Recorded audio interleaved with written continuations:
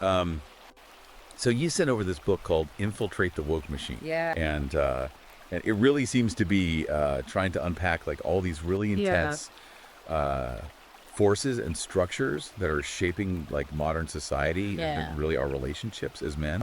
And so this book seems to dive into some really complex ideas right off the bat. Yeah. Like I'm looking at the table of contents here, and I'm seeing stuff like cultural Marxism.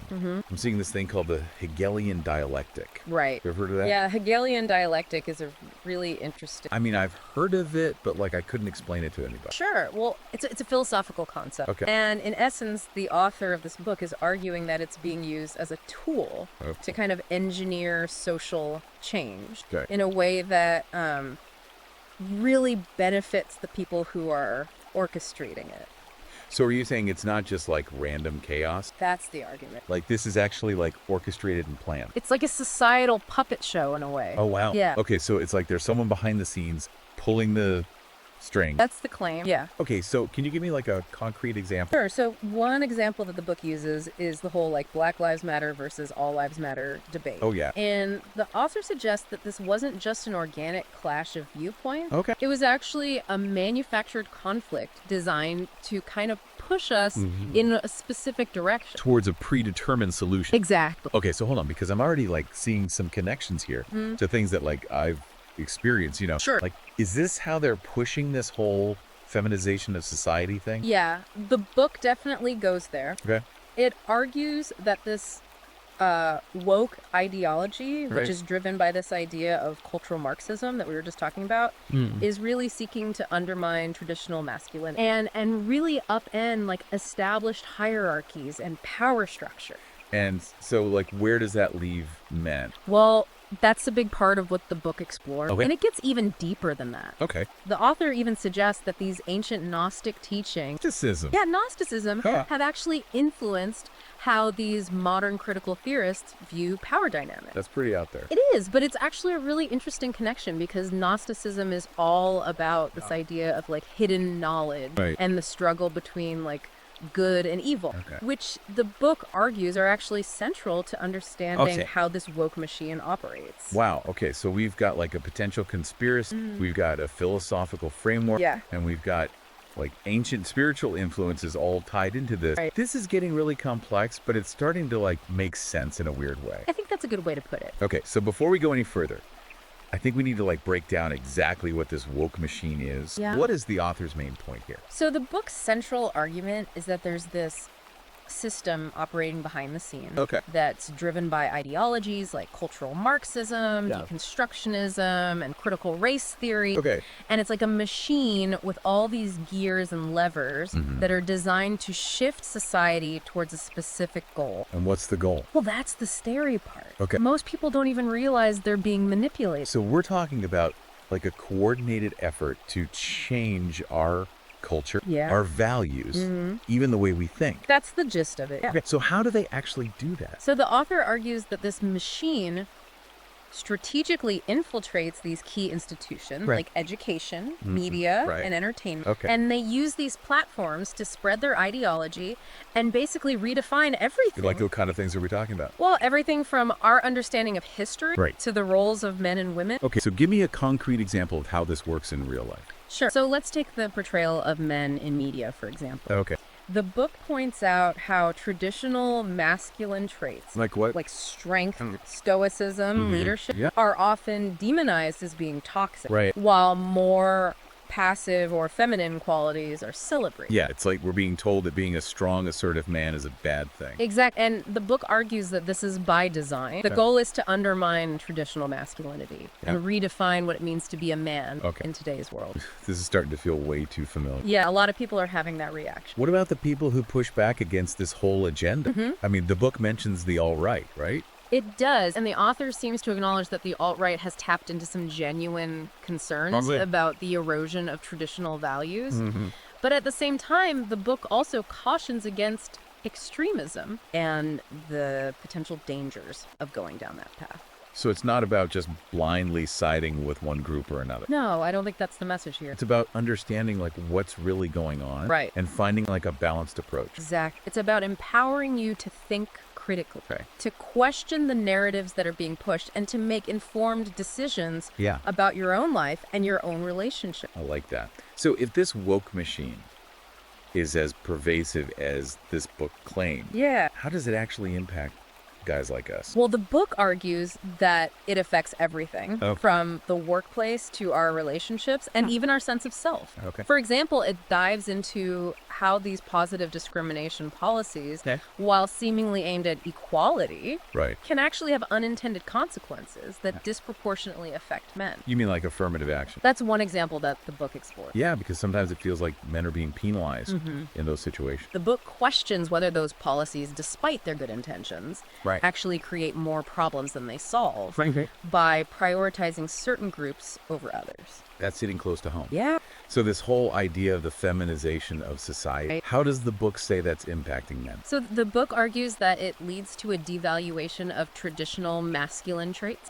And it talks about how boys are being raised in a way that discourages them from embracing those qualities, leaving them feeling lost and confused about their role in society. Yeah, I can see that. It's like there's this unspoken pressure to be more sensitive, more emotional, less manly.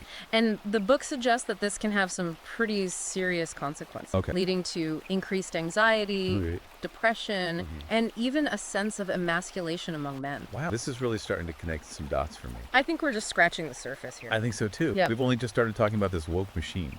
But it's already clear that this is like a deep dive worth taking. Yeah, there's a lot more to unpack. Okay, so let's do it. Let's go deeper. Let's break down this whole cultural Marxism thing. What's the history there? And how does the book tie it to this woke machine? So this takes us back to the Frankfurt School, which was a group of intellectuals back in the early 20th century. And they were essentially rethinking Marxist theory. Instead of focusing purely on economics, they started to look at how culture shapes society. So they saw culture as the battleground. Exactly. Not just the economy. They believed that to achieve a true Marxist revolution, you first needed to change the culture. Interesting. Yeah, and the book argues that they saw these traditional Western values, you know, things like family religion, individual responsibility as obstacles to their goals. So hold on, are you saying that they wanted to dismantle like the foundations of Western civilization? That's what the book claims. Wow. And it goes on to argue that this idea, which they called cultural Marxism,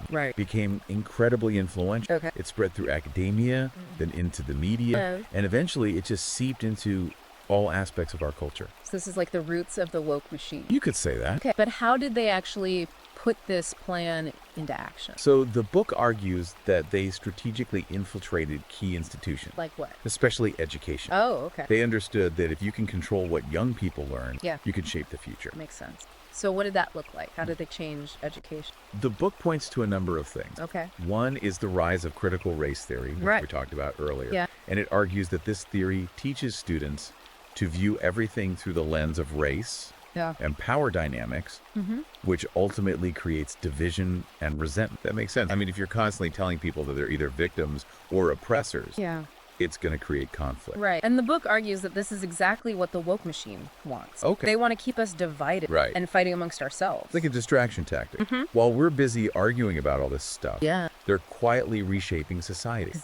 So education is just one piece of the puzzle. The book also talks about the media playing a crucial role.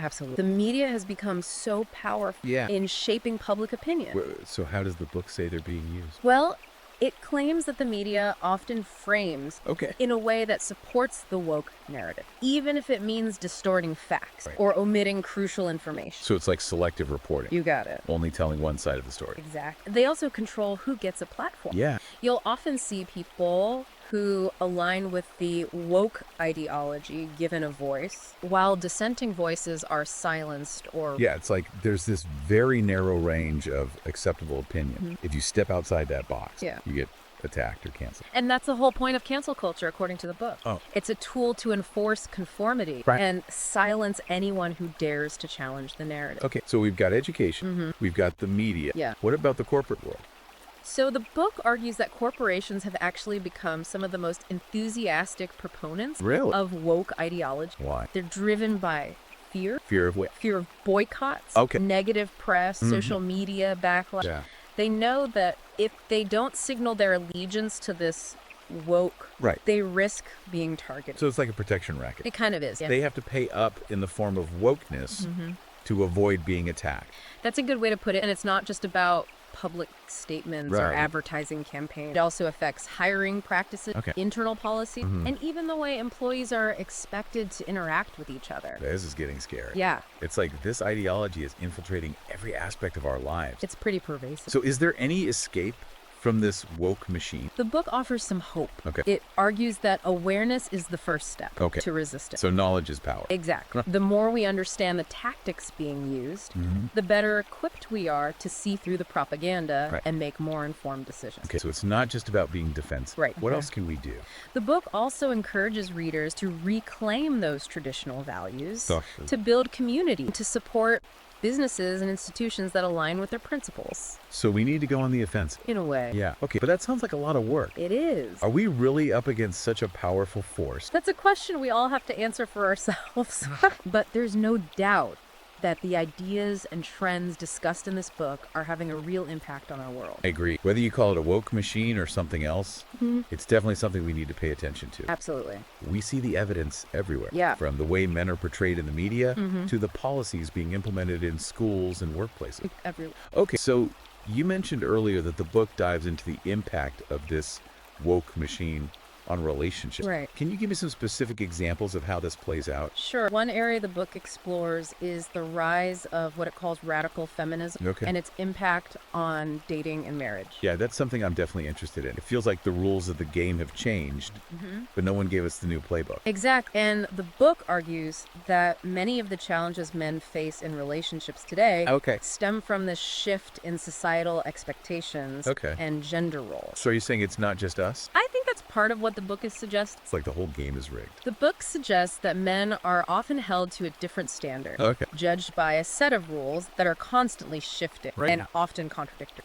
So can you give me a specific example of what you mean? Well, the book talks about how men are often expected to be both strong and sensitive, assertive but not aggressive, successful but not too ambitious. It's like a no-win situation. You can feel that way, yeah. It's exhausting trying to navigate all those expectations. It feels like you're constantly walking on eggshells.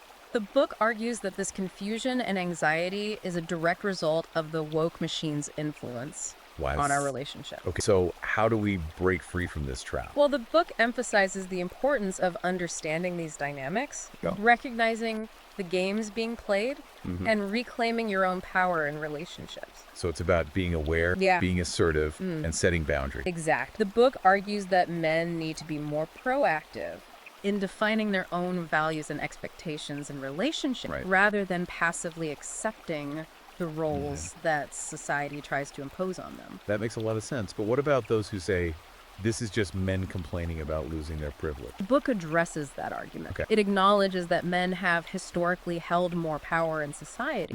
But it argues that true equality doesn't mean simply reversing the roles. So it's not about men versus women. No. It's about finding a balance where both sexes can thrive. Exactly. The book argues that the woke machine thrives on division and conflict. It's in their best interest to keep us at each other's throats. So the solution is to see through this manipulation and work together to create a better future. That's the message of hope the book offers. I like that. This has been a heavy conversation, but it's also been incredibly empowering. Good. I'm starting to see the world in a new light. That's great. And I feel more equipped to navigate these challenges. I'm glad to hear that. Okay, so we've talked about education, the media, the corporate world, and even relationships. What about the legal system? Oh, yeah? Does the book address how this woke machine might be influencing our laws and institutions? It does. The book delves into how this woke ideology has infiltrated the legal system, arguing that it's led to a number of concerning trends. Like what? Give me an example. Well, one example the book highlights is the issue of family courts and how they often seem to favor mothers over fathers in custody disputes. Yeah, that's something I've heard a lot about. Yeah, it's a common concern. Is the book saying that this is like a deliberate attempt to disadvantage men? The book stops short of claiming like a deliberate conspiracy, but it does suggest that the woke machine's emphasis on female empowerment and victimhood narratives has created a system that's often biased against fathers. So it's like the courts are operating under a set of assumptions that are no longer accurate or fair. That's the argument. The book suggests that these assumptions are based on outdated stereotypes Great. about gender roles, Yeah. and that they fail to recognize the evolving realities of modern families. Okay, so what can be done about this? Well, the book encourages men to become more aware of their rights, to document everything, and to seek legal counsel who understand these complexities. Okay. It also advocates for reforms within the family court system Right. to ensure greater fairness and impartiality. That makes sense, but it also sounds incredibly daunting. It can be. It feels like we're up against a system that's rigged against us. I understand that feeling. So what can we do? Well, the book reminds us that we're not alone. Okay. There are many people, both men and women, who are working to expose these biases and push for meaningful change. That's encouraging because it's easy to feel powerless. It is. When you're facing a force as large and complex as this woke machine. Absolutely. But the book emphasizes that our individual actions do matter. Okay. By becoming informed, Right. speaking out, and supporting each other, Yeah. we can start to push back against this tide. So what's the next step? Where do we go from here? The book encourages readers to take action in their own lives, Okay. to challenge woke narratives, and to promote alternative perspectives. Okay. But it also emphasizes the importance of building a movement, Okay. of connecting with like-minded individuals and organizations who are fighting for a better future. So it's not just about individual action. It's bigger than that. It's about collective effort. Exact. The book argues that the work machine is a powerful force, Right. but it's not invincible. Okay. By working together, by sharing information, Yeah. and by supporting each other, Right. we can start to reclaim our culture and build a society that values fairness, truth, and individual responsibility. That's a message of hope I think we all need to hear. I agree. This has been a heavy conversation, It has. but it's also been incredibly eye-opening. Yeah. I'm starting to see the world in a new light, It's great. and I feel more equipped to navigate the challenges ahead. I'm glad to hear that. Yeah. That's the power of knowledge and understanding. Okay, so before we wrap up, Sure. let's circle back to this idea of the animal farm fallacy. Yeah. You mentioned it earlier, but I don't think we fully explored what it means. You're right. This is one of the book's most important concepts. Okay. And it ties directly to what we've been discussing about power dynamics and social justice. So break it down for me. What is the animal farm fallacy? So the book uses this term to describe the flawed logic behind the idea Okay. that simply transferring power from one group to another automatically solves the problem of inequality. So it's like the animals overthrowing the farmer in Animal Farm. Exactly. Only to end up with a new, equally oppressive regime. Right. The book argues that this fallacy is at the heart of much of the woke ideology. Okay. They believe that by dismantling existing hierarchies and empowering historically marginalized groups, will automatically create a more just and equitable society. The book is suggesting that that's not how it works in reality. That's the argument. The book argues that power, regardless of who holds it, is inherently corrupting. Right. Simply shifting power from one group to another doesn't address the underlying issues of human nature and the tendency for those in power to abuse it. So it's not just about who's in charge. No. It's about the system itself. Exactly. The book suggests that we need to be wary of these simplistic solutions that promise utopia through the redistribution of power. True progress requires a more nuanced approach that addresses the root causes of inequality and promotes individual responsibility and accountability. That makes sense. Yeah. But how does this animal farm fallacy play out in the real world? So the book argues that affirmative action policies are a prime example of this fallacy in action.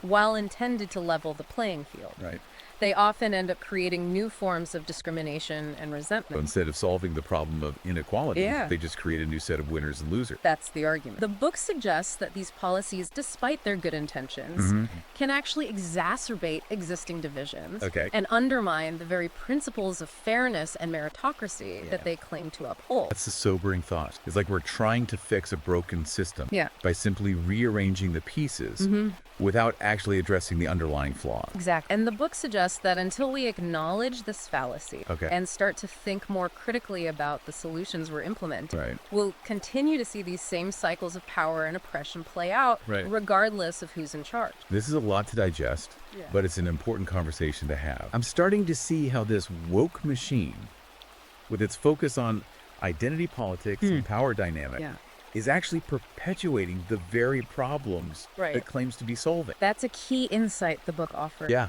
It challenges us to move beyond these simplistic narratives and to engage in more nuanced and critical thinking about the complex issues facing our society. I'm ready to dive deeper into some of these nuances. Okay. The book also talks about the power of language. Right, it does. The book dedicates a whole chapter to analyzing how language is used to manipulate and control, especially in the context of woke ideology. That's interesting. I've definitely noticed how certain words and phrases have become woke in recent years. Absolutely. Can you give me some examples? Sure. The book deconstructs terms like woke safe space and gaslighting, explaining how they've been redefined and used to silence dissent and promote a specific agenda. Okay, let's start with woke.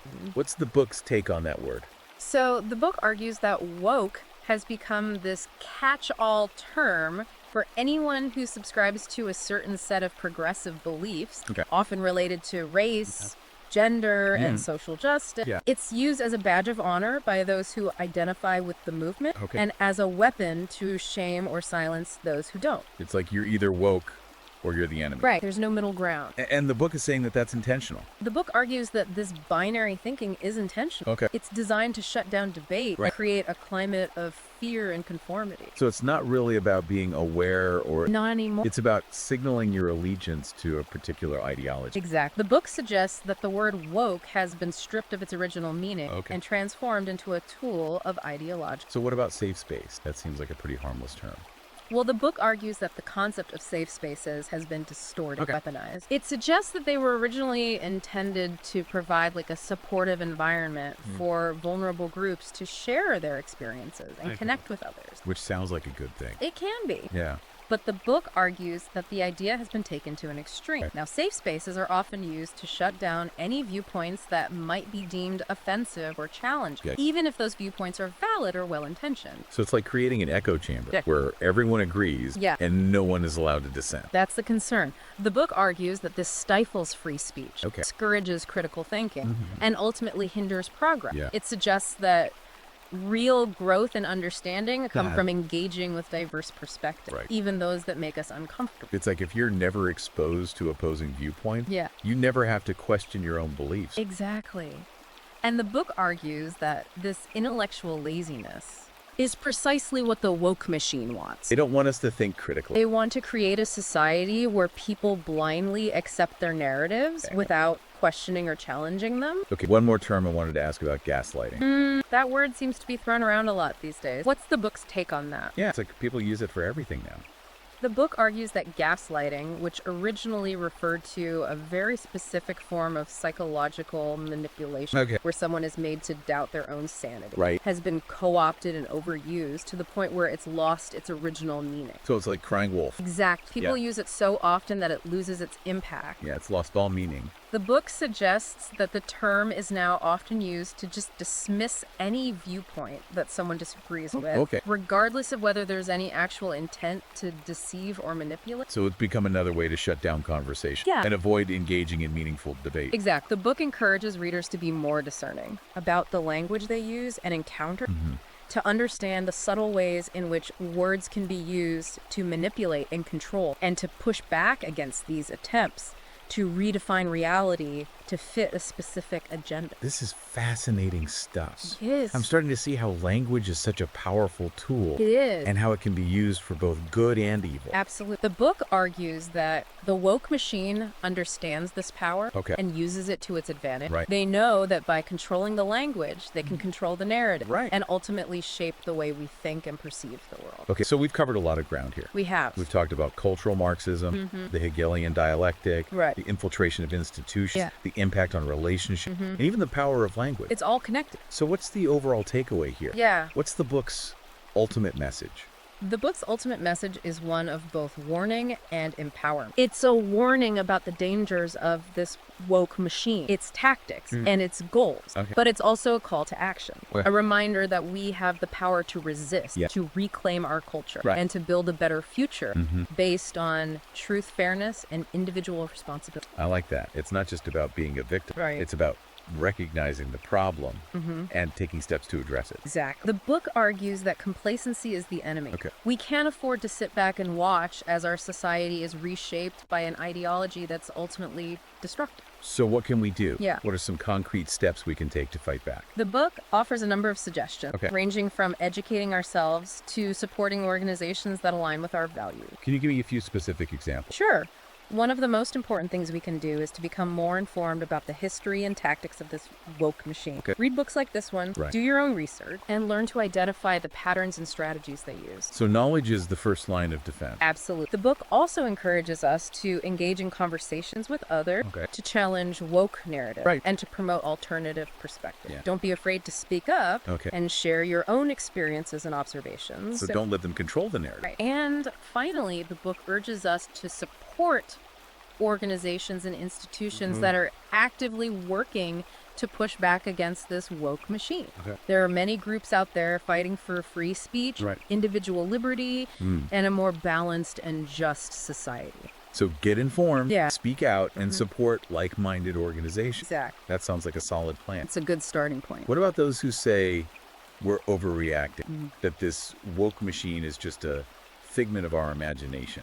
The book addresses that skepticism head-on. It argues that the evidence of the woke machine's influence is all around us, from the way our children are being educated to the laws being passed in our legislature.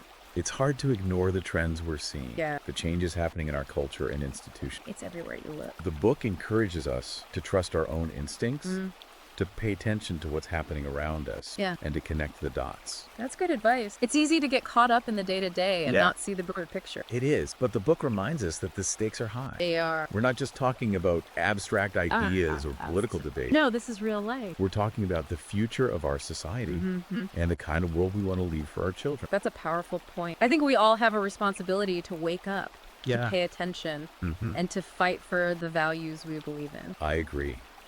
This has been an incredibly insightful and thought-provoking conversation. It has. I'm sure our listeners are feeling equally stimulated. I hope so. Before we wrap up, is there anything else you'd like to add? Just that this is a complex and nuanced topic, and there's always more to learn.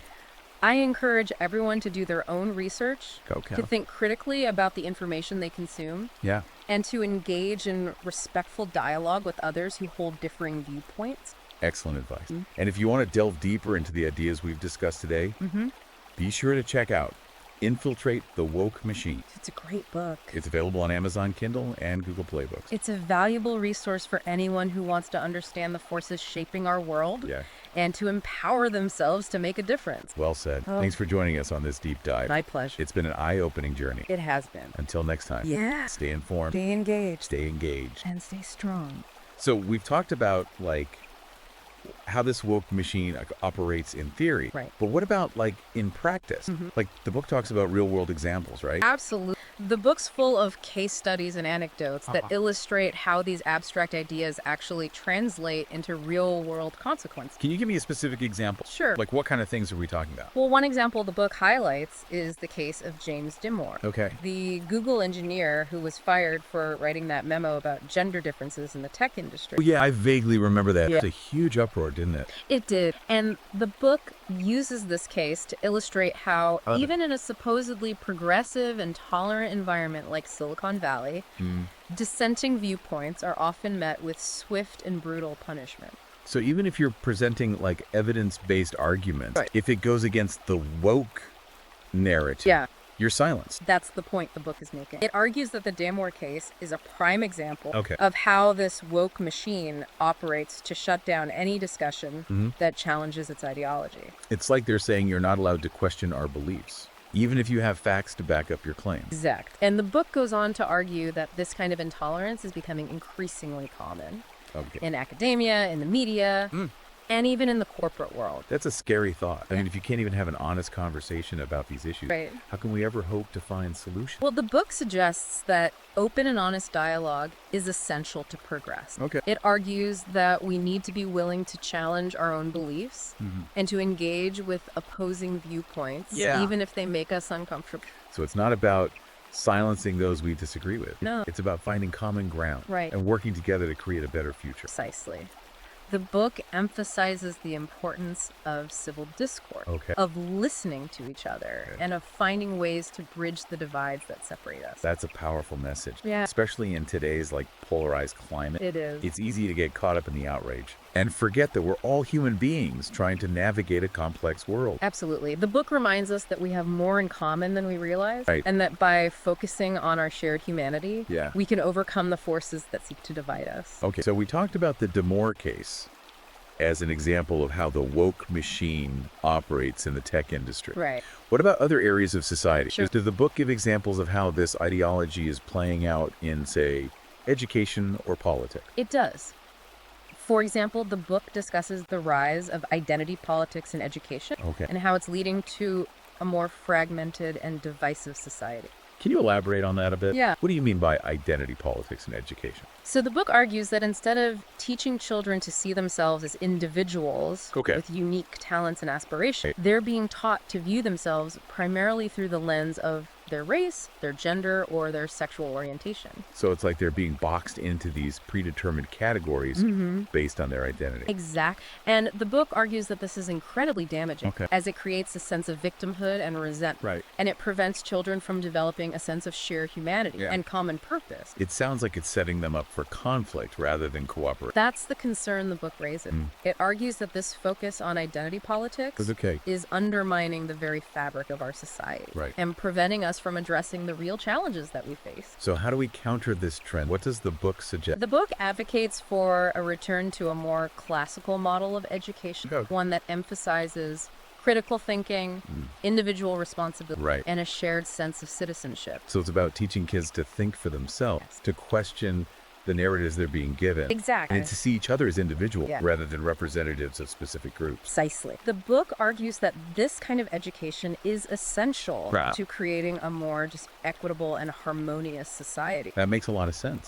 I mean, we need to equip the next generation Yeah. with the tools to think critically Right. and to engage constructively with each other. Absolutely. And that starts with providing them with a solid foundation in history, civics, Yeah. and the principles that have made Western civilization great. Okay, so education is one area where this ideology is playing out. Right. What about politics? Yeah. How is this woke machine impacting our political discourse and decision making? The book argues that this woke ideology has become a driving force in politics, Sure. leading to a more polarized and dysfunctional system. Can you give me a concrete example of how this is manifesting? Sure. The book points to the rise of cancel culture Okay. and how it's being used to silence dissenting voices and to enforce ideological conformity within political parties. So if you dare to express a view that goes against the prevailing woke narrative, Right. you risk being ostracized or even expelled from your own party. That's the trend the book identifies.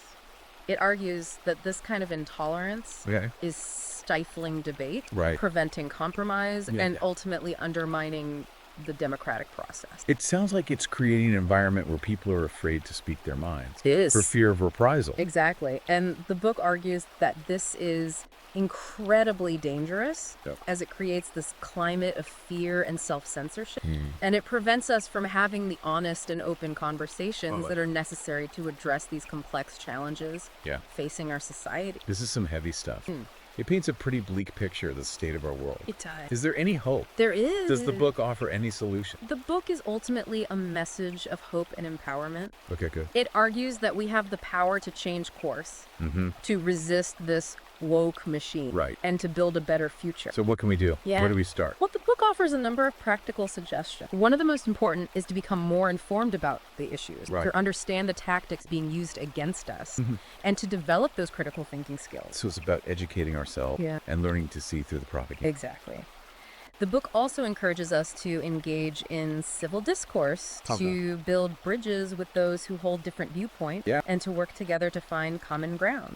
That sounds like a tall order in today's polarized climate, It is. but it's definitely worth striving for. Absolutely. And finally, the book reminds us that we have the power to vote, Okay. to support candidates and policies that align with our values, Right. and to hold our elected officials So accountable. it's about being active and engaged citizens. Yes. About using our voices and our votes to shape the world we want to live in. Precisely. The book's message is ultimately one of empowerment. Okay. It's a reminder that we are not powerless Right. in the face of these challenges, and that by working together, we can create a better future for ourselves Yeah. for generations to come. This has been an incredibly insightful and thought-provoking deep dive. It has. I've learned a lot, and I'm sure our listeners have as well. I hope so. Before we wrap up, Yeah. I want to remind everyone that if you're interested in exploring these ideas further, Infiltrate the Woke Machine is available on Amazon Kindle and Google Play Books. That's a great book. It's a powerful and thought-provoking book that I highly recommend for anyone who wants to understand the forces shaping our world. Absolutely. It's a valuable resource for anyone who wants to equip themselves with the knowledge and the tools to resist this woke machine and to build a better future. Thanks for joining us on this journey. My pleasure. Until next time, stay informed, stay engaged, and stay strong.